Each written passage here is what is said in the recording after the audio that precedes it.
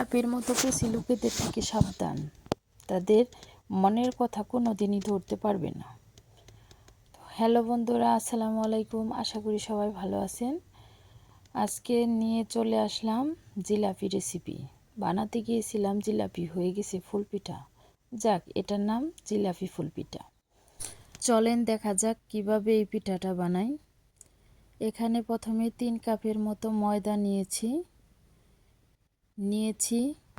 1 চামচ baking powder এবং 1/2 চামচ লবণ,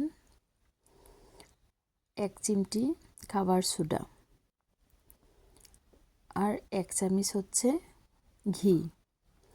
এটা ভালোভাবে হাত দিয়ে মাখিয়ে নেব এবং জাল করে রাখা গরুর দুধ দিয়ে দিলাম 1/2 কাপ। নর্মাল পানি দিয়ে এটাকে একটা ডো তৈরি করে নেব।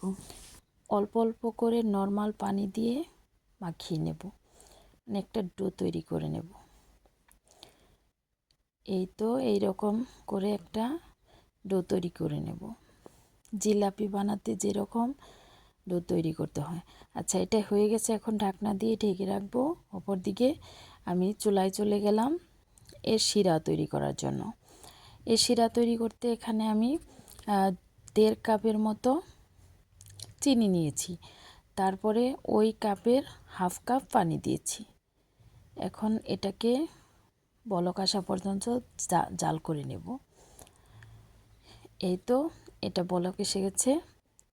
এখন এটা চুলাটা অফ করে আমি ও পাশে চলে যাব ডোটা বোতলে ভরে নেওয়ার জন্য।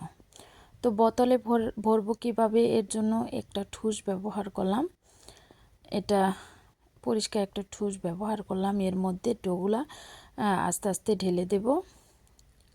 তারপরে এই দেখেন কত সুন্দর করে বোতলের মধ্যে ভরে যাচ্ছে। আচ্ছা, বোতলের মধ্যে ভরা হয়ে গেছে। এখন মোকাটা লাগিয়ে দেব। বোতলের মোকাটা আমি ছিদ্র করে নিয়েছি। এই তো শিরাটা গরম গরম আমি নামিয়ে নিলাম। এখন অন্য আরেকটা কড়াই এর মধ্যে দিয়ে দিলাম। এর মধ্যে দিয়ে দিলাম রান্নার রেগুলার সয়াবিন তেল। সয়াবিন তেল এটা হালকা গরম, মানে মিডিয়াম, চুলাটা একদম লো আঁচে রাখতে হবে। তারপর আস্তে আস্তে করে ডোগুলা ঘুরিয়ে ঘুরিয়ে দেব। আমি বানাতে চেয়েছিলাম জিলাপি, হয়ে গেছে ফুলপিঠা। যাক, এটা আমার ফার্স্ট টাইম জিলাপি বানানোর ট্রাই। তো কি করব, আওড়া কাওড়া কইরা বানাইতেছি। তো এভাবে বানিয়ে তারপর উল্টিয়ে পাল্টিয়ে এটাকে ভালো করে ভেজে নেব। এটা বাদামি রং আসা পর্যন্ত ভেজে নিয়ে এটাকে একটা ছাঁকনি দিয়ে উঠিয়ে নেব। তারপর এটা এই গরম অবস্থায় এটাকে ওই শিরার মধ্যে, গরম শিরার মধ্যে 30 সেকেন্ড থেকে 1 মিনিট পর্যন্ত আর কি এটা ওখানে ভিজিয়ে উঠিয়ে নেব।